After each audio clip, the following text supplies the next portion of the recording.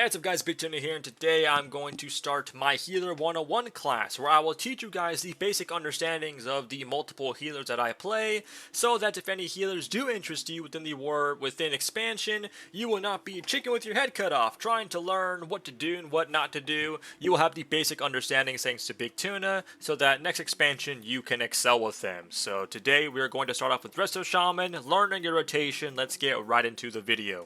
Now, Resto Shaman is my main, so I'm very glad to be doing a video about this, and thankfully, the rotation is very simple. It's not something that's very complicated. You don't have to stretch your brain too hard. It is very simple, with our rotation being mainly built within our Riptides. What is Riptide? Riptides, we get 2 charges of this. It instantly heals our target and applies a pretty nice looking hot on our target. See here, by default, heals for about 200k, puts a nice hot on, healing every 2.6 seconds, getting about average 16k healing right there. It is pretty nice. Now, why are we spamming Riptides? Well, because it's an instant cast. Many healers nowadays revolve around instant cast. All their rotational spells, Holy Priest, Holy Word Serenity, and their instant cast flash heals, Resto Shaman's Riptides, Holy Paladin's Holy Shocks. Every healer, or almost every healer, is built around their instant casts.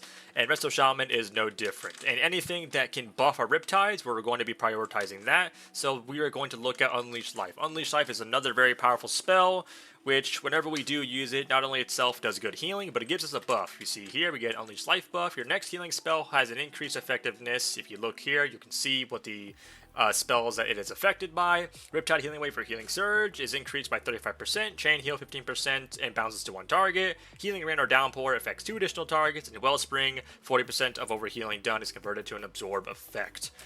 All those 3 spells at the bottom, don't care about them. We only care about that first one, Riptide Healing Wave or Healing Surge. So we are going to constantly be keeping Riptides up. Whenever Unleashed Life is off cooldown, we're going to press it and we're going to use it on a Riptide. This will buff the initial heal of Riptide, and it will also increase the hot of Riptide. So you see here, it's healing for 22k instead of my previous one, which you saw was healing for 16k. So that's pretty much the rotation. We are simply just spamming Riptides, and we are pressing Unleashed Life when it is off cooldown and using that on another Riptide. Very strong, instant cast, consistent healing. But there's also something else we are integrating within that rotation, and it is called Healing Stream Totem. Healing Stream Totem is valuable for multiple reasons. One, it does amazing healing. We have many talents that buff our healing, such as Swirling Currents, increases the healing done by your Healing Stream Totem by 20%.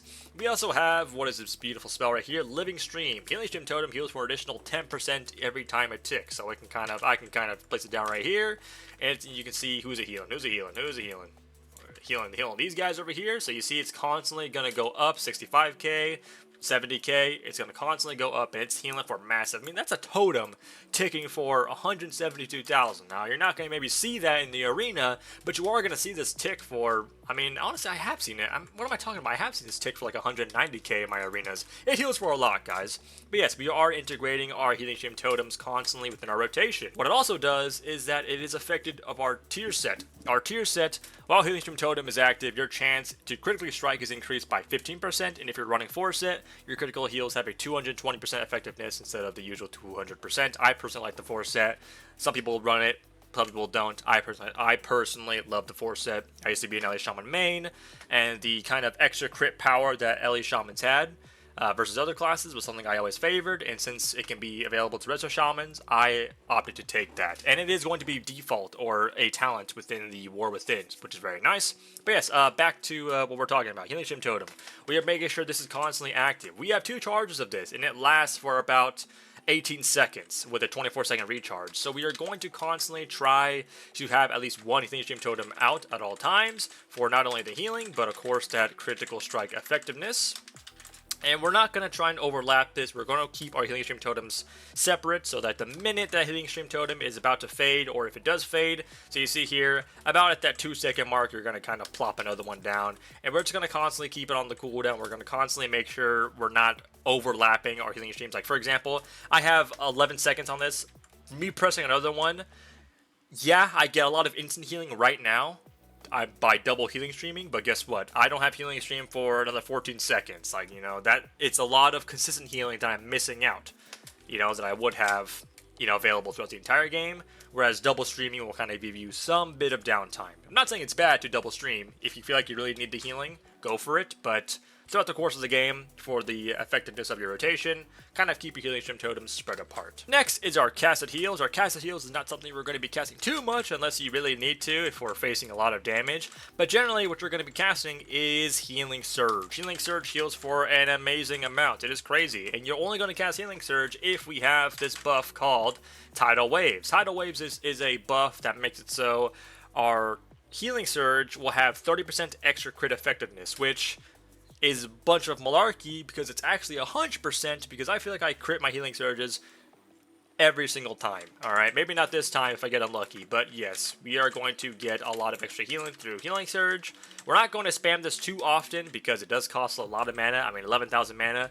You know, that's a lot of mana, so you're only going to be using this if you feel like you really need the extra healing. It's just like Enveloping Mist for Mist Weavers. You're not going to constantly press it. Only press it if your target is just constantly taking that much damage and you need that extra healing. You can use your Unleashed Life on a Healing Surge if you really want to. So for example, I'm going to get a Healing Stream Totem out. Let's get my Tidal Waves buff. Let's get a Unleashed Life. And if I really need a big instant heal or a big casted heal, I'll go for Healing Surge. And man, I mean, 1 million is pretty hot. I will admit that. And that is averagely, that is what your Healing Surge is going to heal for on the average if, you know, you are using it on Unleashed Life. It is going to heal for 1 million. I mean, pretty sure in this RBG I was hitting for 1 million, yeah, with a 570 overheal. Now that 570 wasn't actual. That was the actual number. This wasn't a build up. So my Healing Surge did heal for like around 1.6 million. That was the real heal that I healed on my old healer friend who was taking a lot of damage.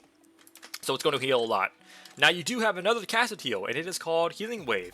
Something you're not going to be pressing all that often. Really, the only time you're ever going to press it is during your big Nature Swiftness, you know, one-shot healing macro, which I'll talk about that in another video. The only time you're ever going to cast Healing Wave any bit consecutively is if you have improved Primordial Wave, Continuous Waves.